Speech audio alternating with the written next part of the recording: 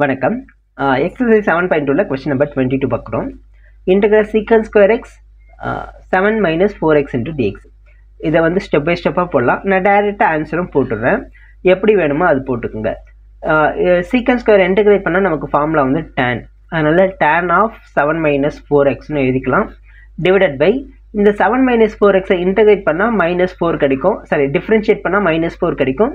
அந்த -4 டினாமினேட்டரில் போட்டுடணும். இதுதான் வந்து ஆன்சர். ஓகேங்களா? ஸோ இப்போ இந்த -4 தனியாக எடுத்தோம்னா -1/4 tan of 7 minus 4x plus c அப்படின்னு கிடைக்கும். இது வந்து டைரெக்டாக போட்டால் ஸோ 1 மார்க்லாம் கேட்டாங்கன்னா இப்படியே போட்டுக்கலாம். இல்லை கொஷினில் 2 மார்க் 3 மார்க்ஸில் கேட்டிருந்தாங்கன்னா என்ன பண்ணணும், ஃபஸ்ட்டு 7 மைனஸ் 4xை t அப்படின்ற ஒரு வேரியபிளாக கன்சிடர் பண்ணுறோம். இப்போ ரெண்டு பக்கம் டிஃப்ரென்ஷியேட் பண்ணும்போது -4 is equal to dt by dx.